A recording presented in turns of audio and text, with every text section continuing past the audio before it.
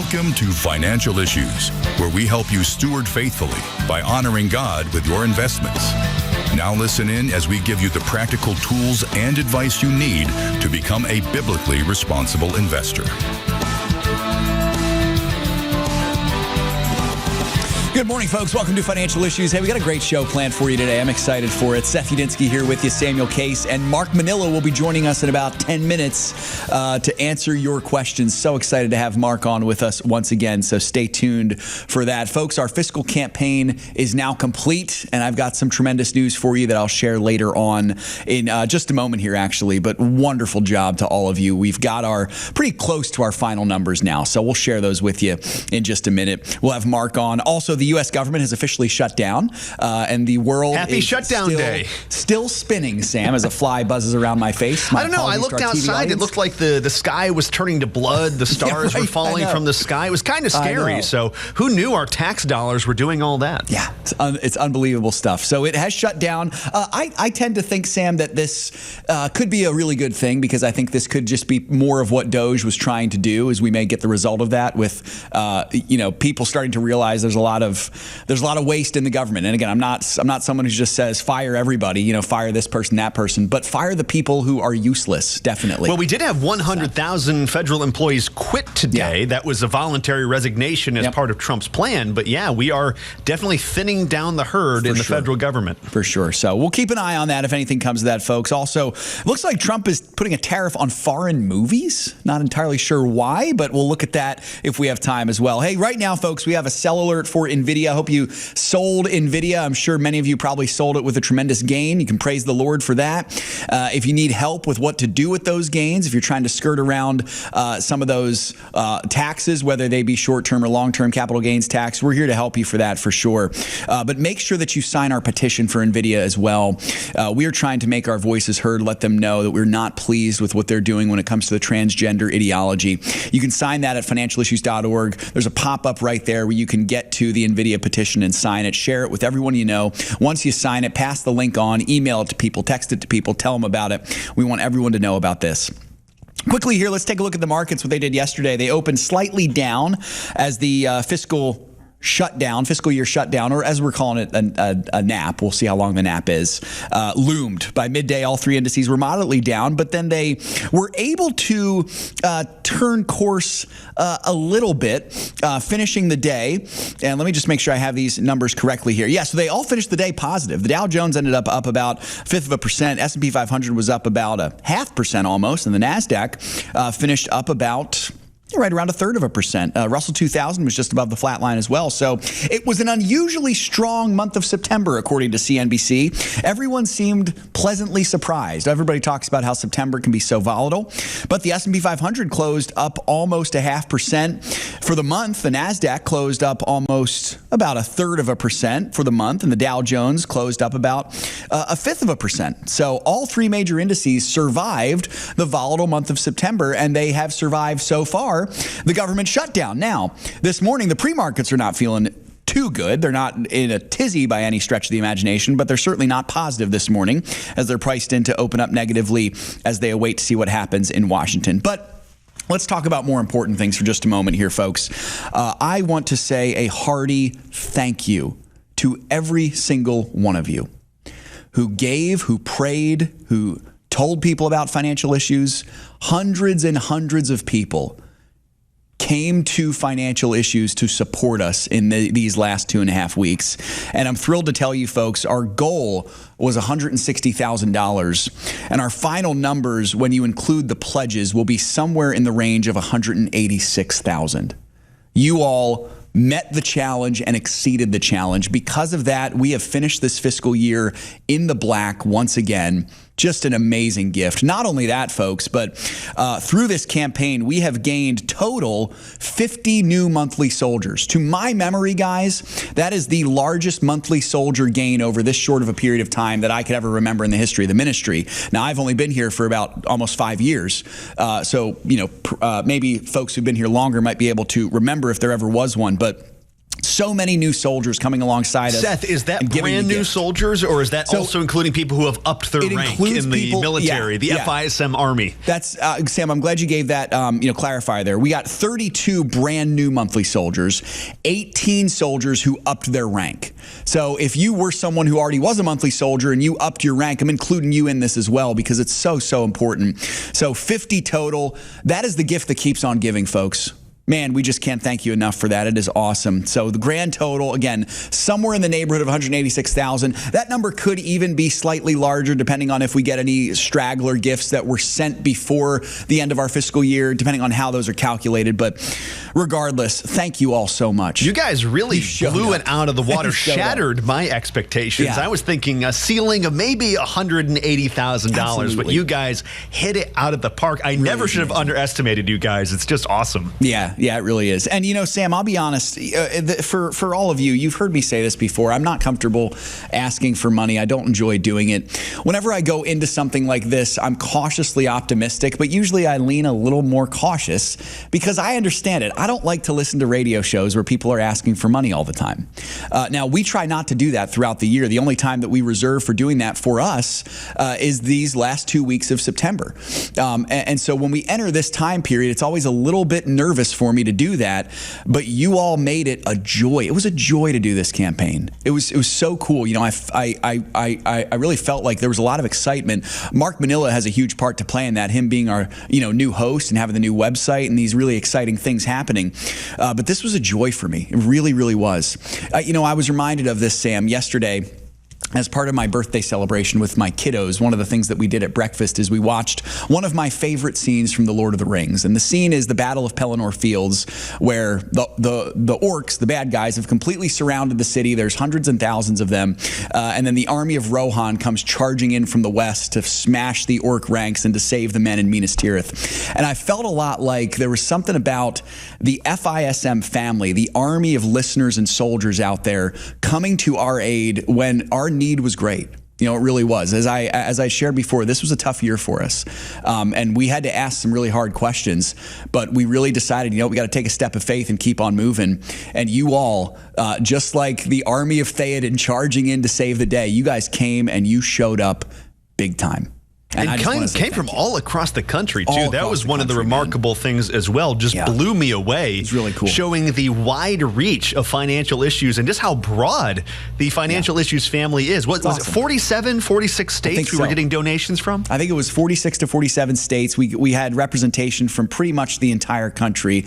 And I mean, so cool. Hundreds of names. You just don't realize it, You sit behind this microphone, you look into that black camera eye, and you just have no idea, at least on our end, how many people we're reaching and how many people are affected by this ministry. It's so cool when you guys respond back, and we can feel the impact of this ministry. It really is. It really is. So thank you all so much. I just can't thank you enough. And, I can assure you, we will use this money to the glory of God. We will use it to the best of our ability. We have some great things in store in the near future. I mean, really, really exciting things. Mark is a visionary. He's the right man for the job.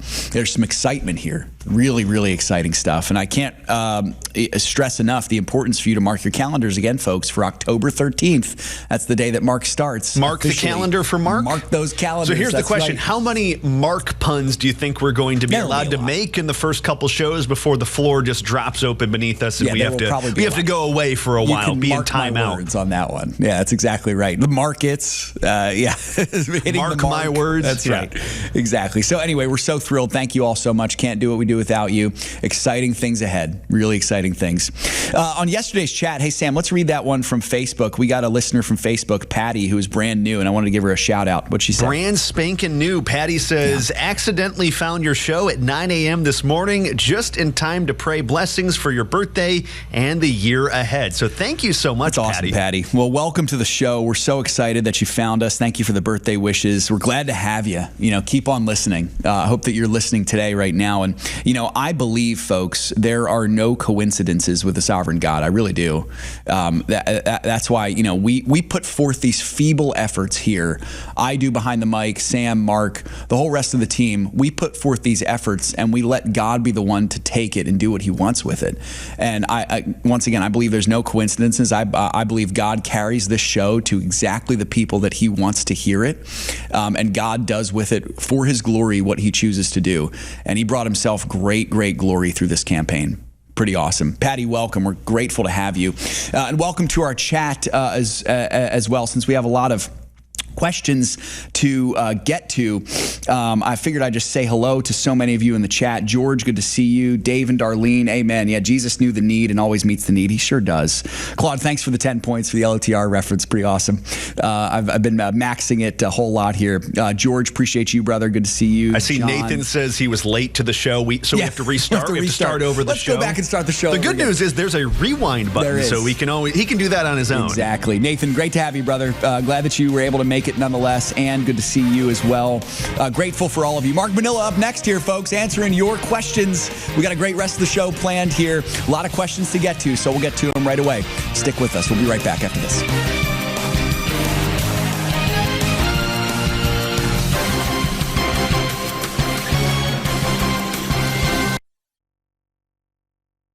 There are moments in life that define us. Choices determine the courses we take. Choices that create life, or those that save a life, and some make life worthwhile.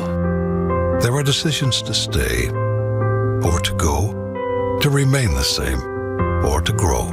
Sometimes we pray and make peace. Other times we take a stand for what we believe. In celebration, mourning, triumph, and defeat, we are invested in every decision we seek. Despite differences, we have one thing in common: the desire to do all for the glory of God. Keep your wallet aligned with your heart and your investments in harmony with your faith.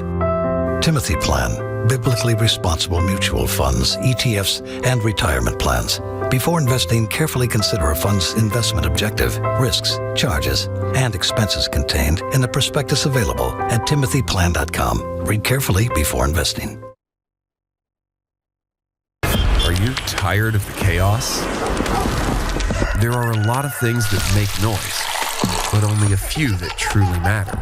As a parent, I want to leave something that will last for a long time. You invest $300 a month increase on unmanaged by the time you retire. Not just an inheritance of money, but a legacy of godly values. Here at Financial Issues, we want to help you grow your money, but our main goal is to help you honor God with the money that He's given you. Invest your money in a God-honoring way. Go to financialissues.org. If a woman sees her baby on ultrasound, it doubles the likelihood that she'll choose life. And on top of that, we share the gospel of Jesus Christ with her. This is why you should support preborn. The donations that you give actually make a difference. Last year, 59,000 babies were saved because of what you have done with your generosity. To find out how you can support the life-saving mission of preborn, go to preborn.com/FISM.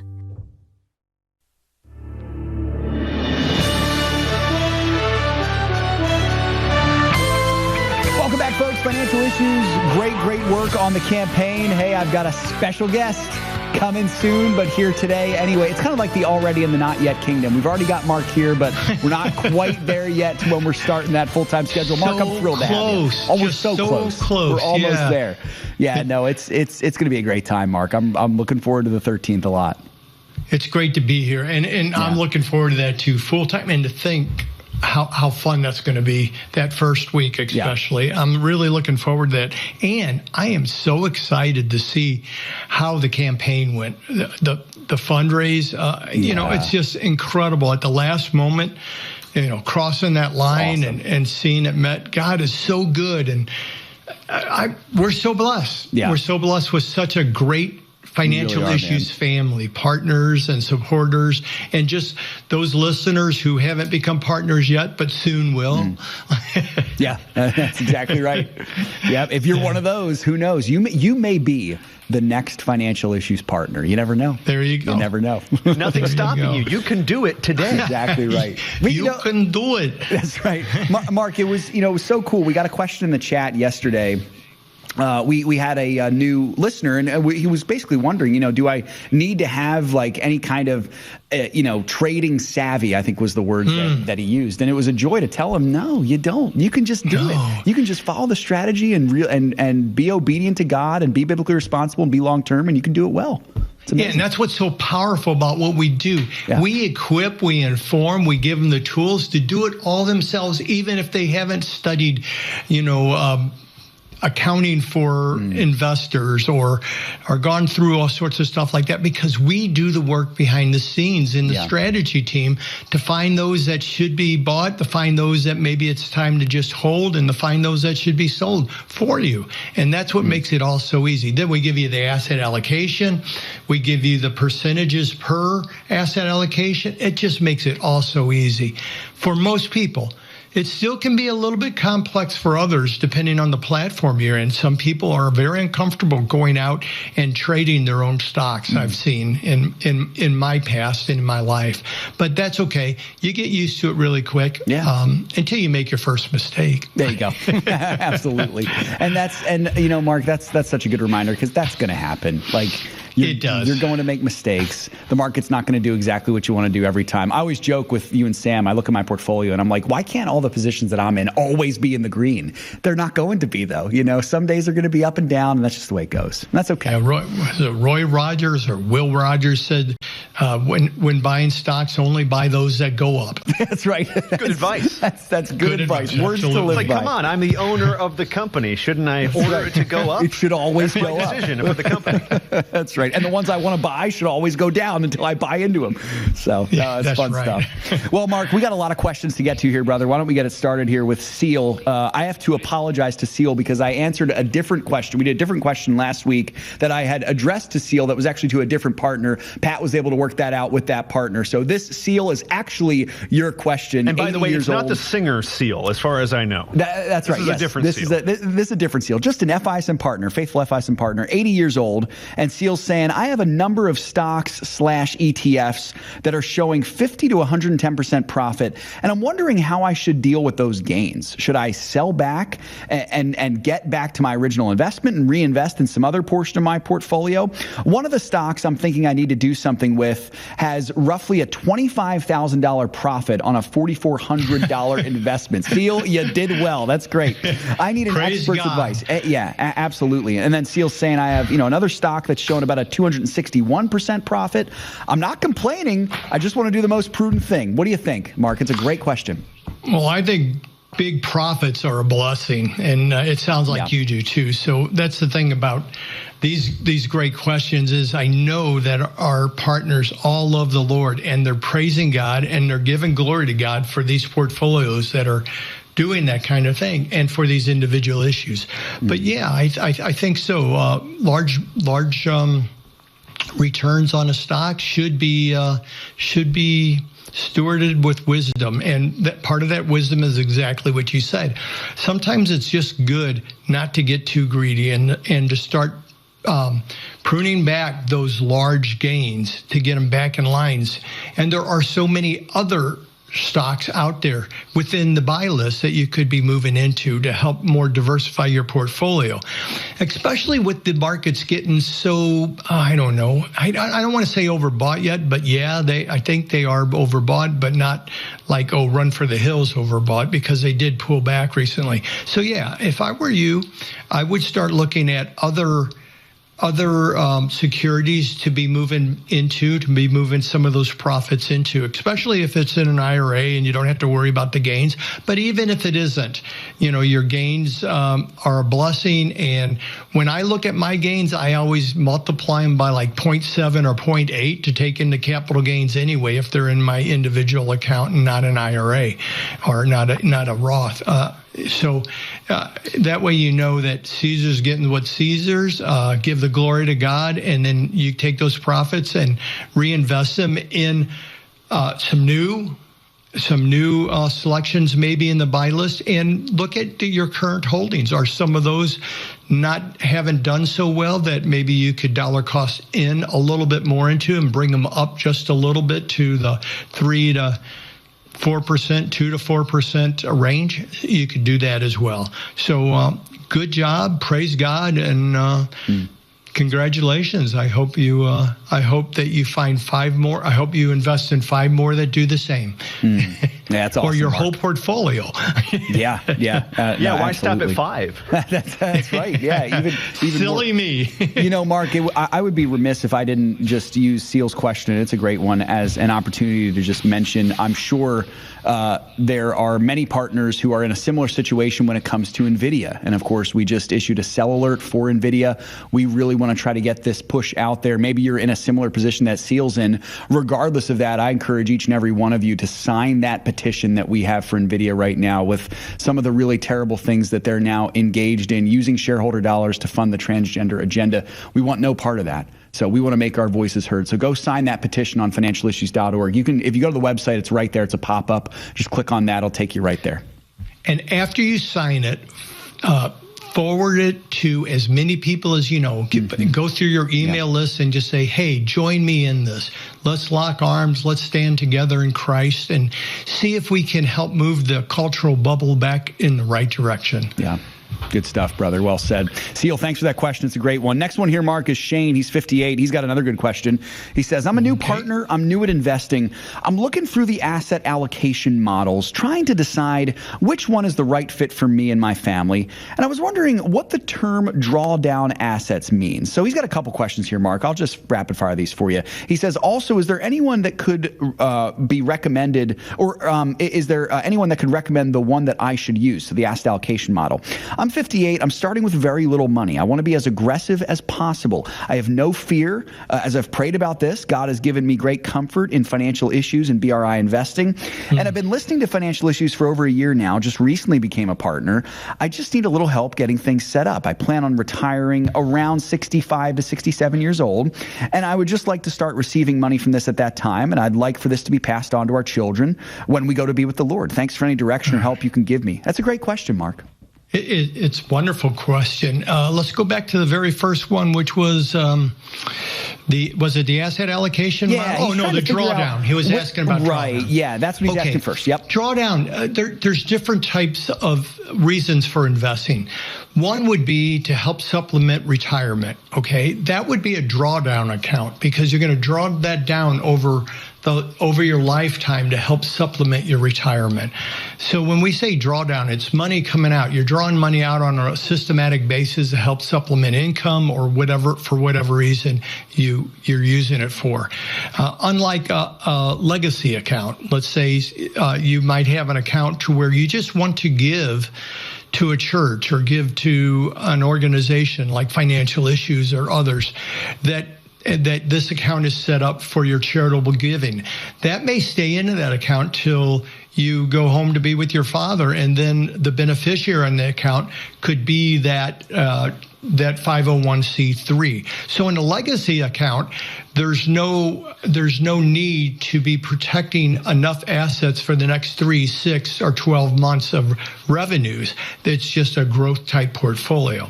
So that leads right into the question you had about which model you should use, asset allocation. At 58, you have, 7 to 10 years before you retire to full retirement. So Social Security fully kicks in, and at 65, you're on Medicare, and, the health insurance transitions, all that kicks in.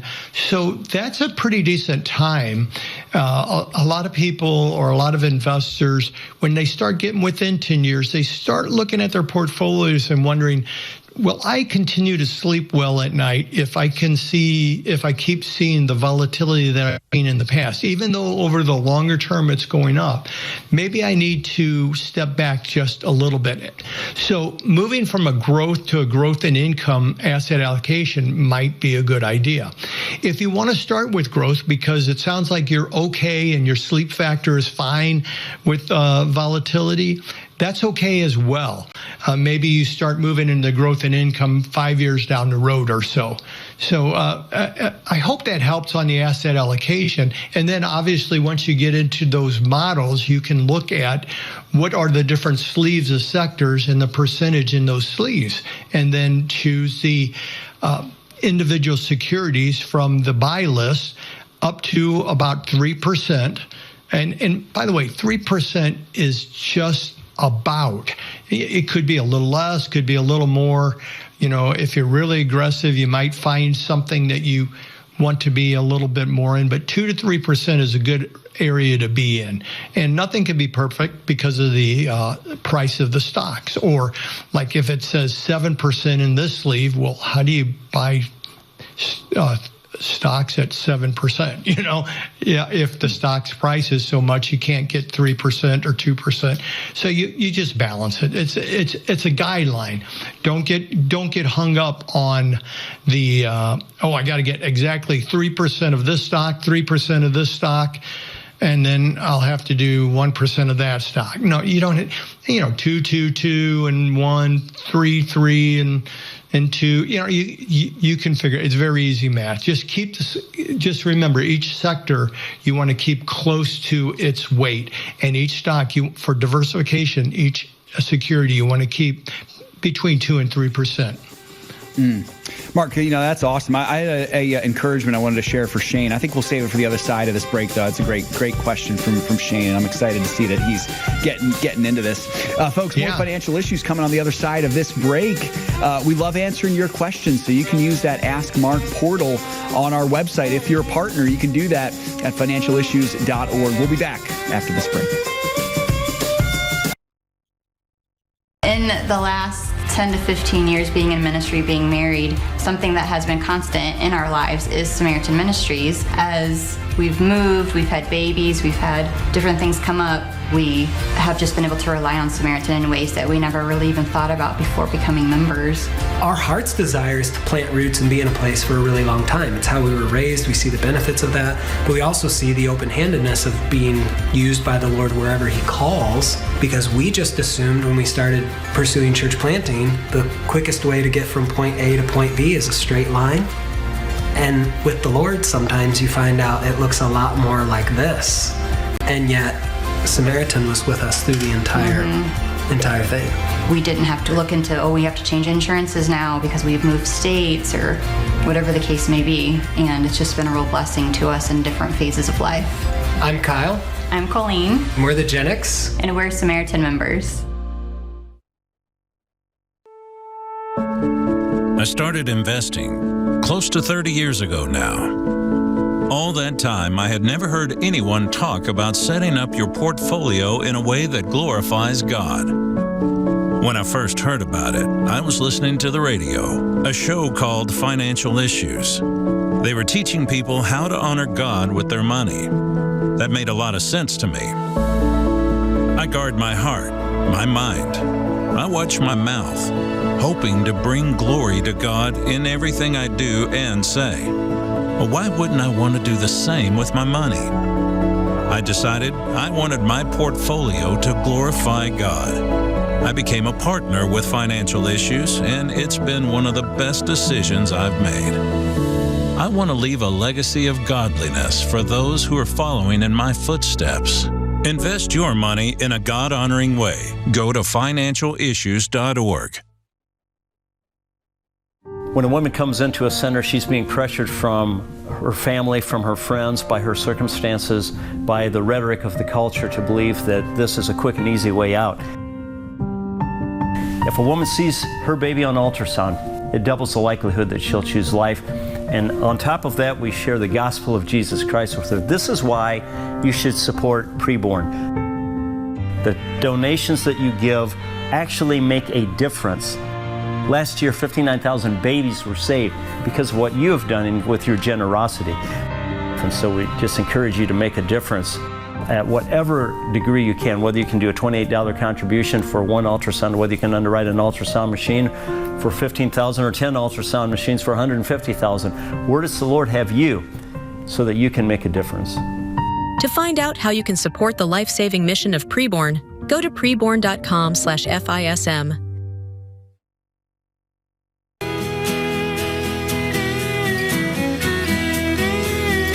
Welcome back, folks. Financial Issues.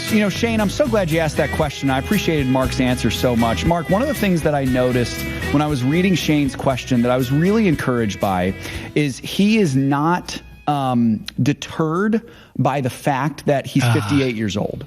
He's like, listen, it doesn't matter if you're 58, 48, 38. Start when you can start, first of all. Yeah. Second of all, I noticed this also, Mark. He wants to be as aggressive as possible, and he has no fear. He said, I have no fears. I've prayed about this. God's given me great comfort in financial issues and BRI investing. That's huge, right, Mark? Like, if you can get past just that statement's huge. That God's given me peace in this. Absolutely. That means you've taken it before the Lord, and that's what financial issues are all about. Yeah. To help you to get at peace and grow more intimate with your Savior through your investments. That is awesome, and thank you Absolutely. for that. And, Shane, you may be in a situation, you're 58 years old, so our models are based, I'll pull back the curtain a little bit here, they're based sort of loosely on age. You have the growth model, which is kind of up till 45, 50 years old, and the growth in income is like in 50s and 60s, and then your income model is like 70s and up, retirement. But you need to consider whichever model works best for you. But with how aggressive you want to be, I wouldn't be afraid to look at that growth model, even though you're technically above that age range. That could be that best option for you. But that's between you and the Lord to kind of figure that out. We have the regular growth model and the fund model too, Mark. Yep. And just be conscious of the fact that at some point markets do pull back. Yeah. That's normal. Exactly. In fact, it happens a lot more than people think. But at some points, they do crash too. And though they do crash and recover, if that happens the last year before you retire, it may freak you out just a bit. So be thinking about it as you get close to the retirement age. Absolutely. So, keep those things in mind. That is great stuff, though. Well, Mark, let's keep on moving here. Bobby is 73, and Bobby says, I currently have a Ford Interest Advantage account that's earning 3.82% interest as per my calculations. It's a liquid account. I would like to get it out of the hands of this unbiblical place into something more biblically responsible. Currently, the fund has about $181,000 in it or so. Can you advise me on this? I like the idea of it being liquid. Bobby's 73. What do you think, Mark? Okay, Bobby, I think you approached this properly in the way you thought about it. This is something that I developed many, many years ago in my financial planning process. Whenever we look at what a client was doing, we'd say, here's the positive aspects and here's the concerns. Let's take a look at these two. Let's emphasize and, if we can, improve upon the positive aspects, and if possible, eliminate or minimize the concerns. You looked at this and you said, here are two concerns. One, first of all, it's Ford. It is not God-honoring company as a partner or a lender to them. I don't see anywhere in the Bible where God calls us to lend to the enemy. So we want to be careful about that. So I appreciate your heart there. And secondly, that it is it's liquid. That was the two positive aspects. Negative concern was that it is Ford. I'd throw another one in there, that this is not a FDIC insured on top of it. So considering 3.8, which is about where a good money market account is at right now, which could be FDIC insured, or you could be into CDs and a money market to get the same liquidity or somewhat same liquidity. Most CDs nowadays, in your brokerage account, you can sell CDs if you need to, just like you can sell off some of your money market if you need to. So it's not that bad of a liquidity situation. And if you're buying the CDs, you do have the FDIC coverage there, and with the money market, well, you have coverage against fraud and whatnot. So you could do about as good or the same in those liquid assets by just having them in your brokerage account, and then they'd be clean on top of it. The funds in a non-biblical corporation just would be what would be breaking my heart. I just move them because of that, no matter, even if I couldn't find an alternative. If cash only paid 0.001%, I'd rather move there. And I think you're probably feeling that tug on your heart as well. But also, it's unproductive money. This is just, I get it, this might just be a small segment of your portfolio, or it might be all of it, and you just say, oh, well, I can't sleep nights unless it's just not going to have any possibility of losing ever. Well, that's where diversification comes in. It doesn't take it down to never or ever. But by diversifying, you don't see as great of a roller coaster ride as you would with everything being in one individual security. So maybe consider just maybe taking a portion of that and going into the income asset allocation model. Let's just say, for ease of conversation, Bobby, take 50% and put it in the income model, and then spread it out throughout the different sleeves in there. And so you get well diversified and you got great income and you have a little bit of growth possibilities in there, and then take the rest and put it in the money market.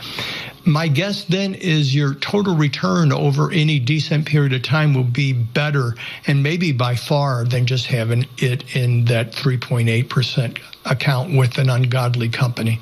And Mark, when you say having it in different sleeves, could you explain what you mean by that? Because I've heard that term before. Different sectors. Okay. We call them sectors on the back of financial issues.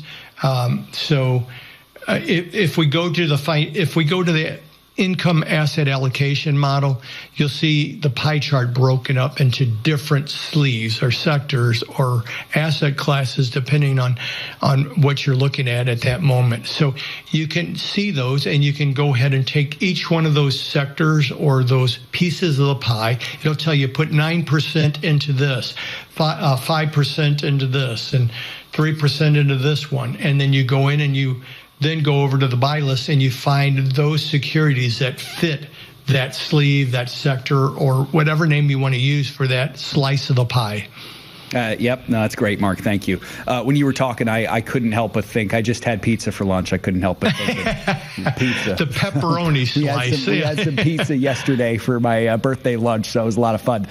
Good stuff, Mark. Next one up here is Jim. He's 63 years old, and he's saying, is the commentary for August 5th, 2025 still our path forward? If the original allocation was 2%, is now 3.5%, do we take profits down to the 2% or just the 3%? Maybe just leave it alone and let it grow? It might be helpful. Mark, Sam, why don't you just read a quick summary of that August 5th, 2025 commentary? Right. So the initial statement is, while there's no flashing red lights signaling an imminent correction, there are growing signs that the market may be running ahead of itself. And as a result, the commentary generally suggests taking some profits, having some extra cash on hand, and then with that cash maybe being a little bit more cautious to deploy it into new equities. So what do you think about that?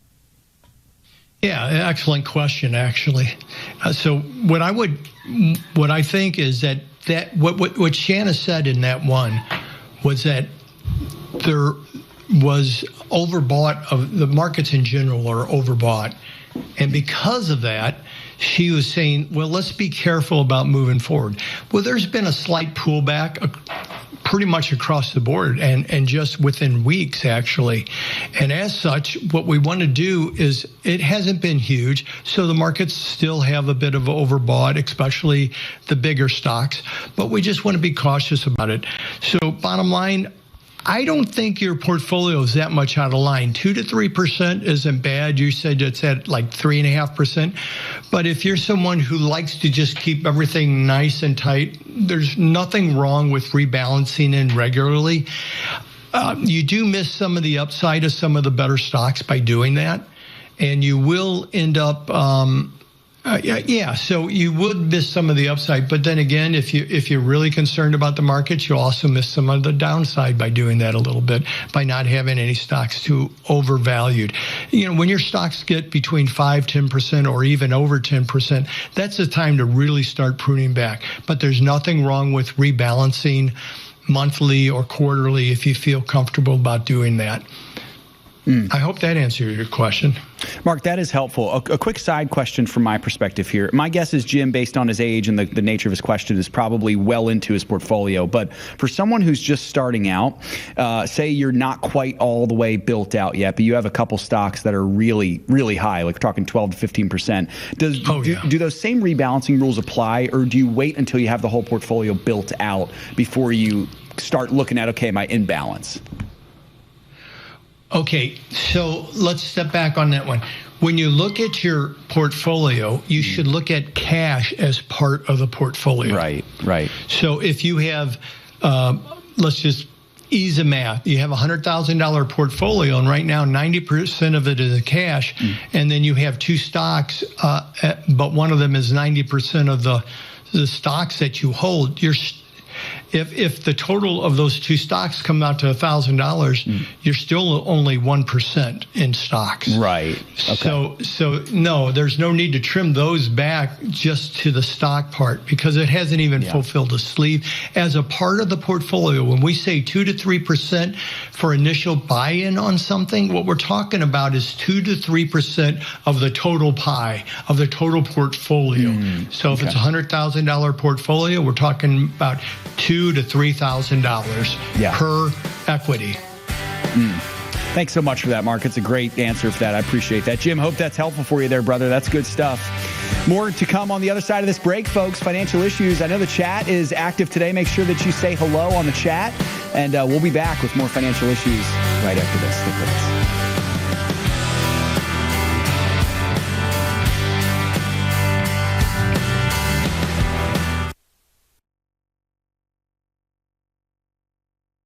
I started investing close to 30 years ago now. All that time, I had never heard anyone talk about setting up your portfolio in a way that glorifies God.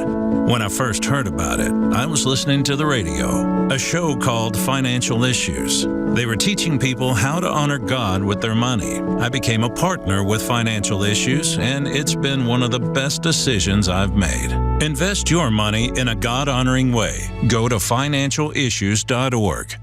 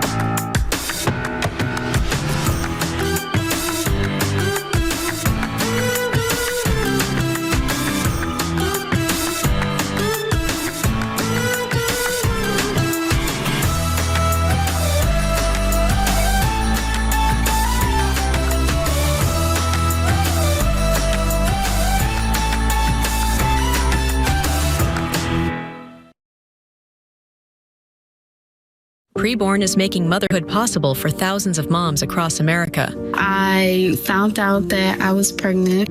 My family, they were like, no, you're not having this baby. I met Miss Linda.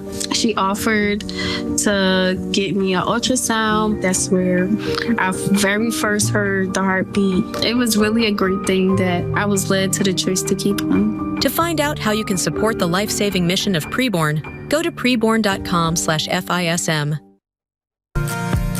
The opinions and recommendations expressed on this program do not necessarily represent the opinions of the station or any of the program sponsors.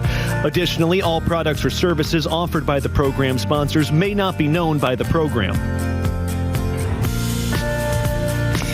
Boy, Mark, I'm really enjoying our conversation, and I hope you are as well, brother. I'm certain that our partners are too. It's always fun interacting with our partners, even if really it's via email and then live or however. It's wonderful to do this. Absolutely. No, it's a great joy.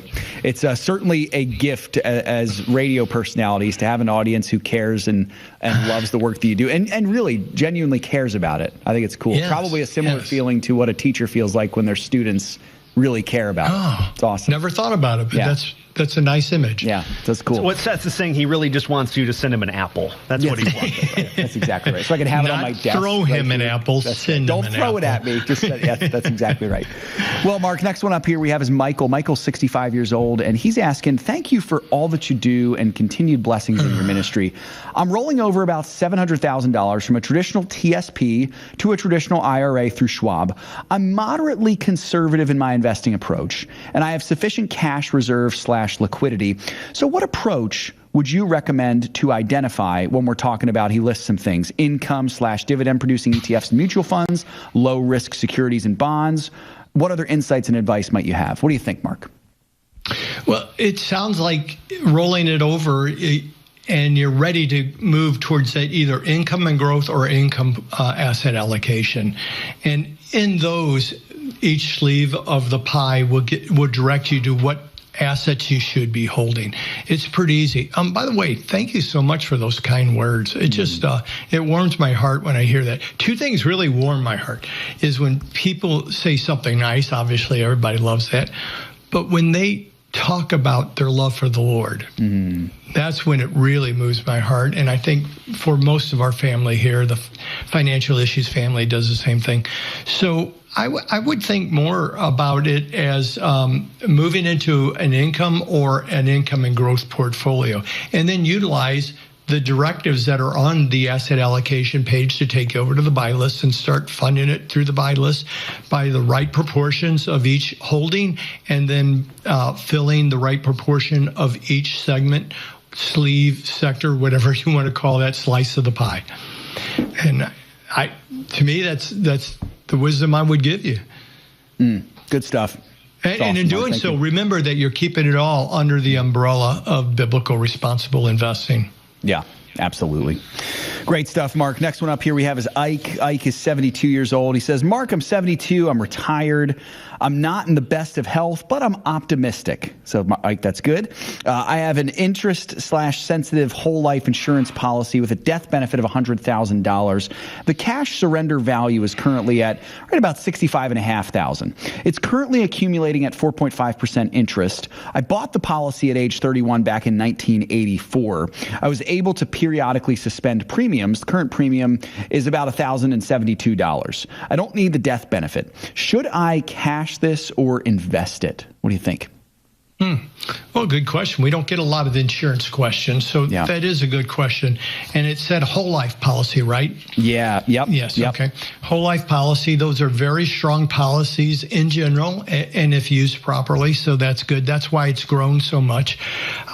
There's a lot of moving parts in life insurance policy. So when you say it's making, let's say 4.5%, it probably didn't always make that. And it might not in the future. I don't know about your policy. Some policies have a fixed earnings rate built into them, but some just vary a bit and go up and down that aren't universal life or aren't any other that are just whole life policies. Also, the cost of insurance inside the policy goes up as you get older, and all that's done by actuaries.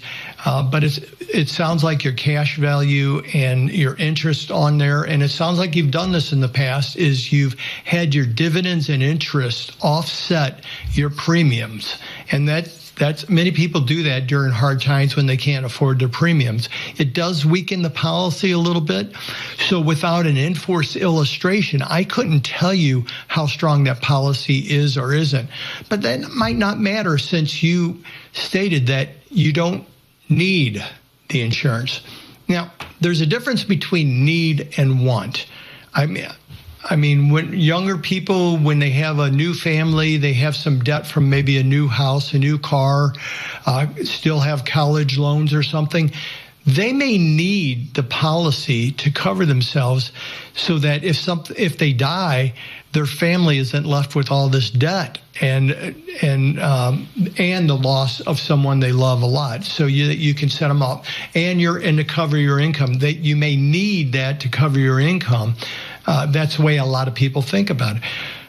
But want is a little bit different. Maybe you want to use this because now maybe your kids are gone if you had kids, or maybe you're single, widowed, or whatever, and you feel you don't have any need for it.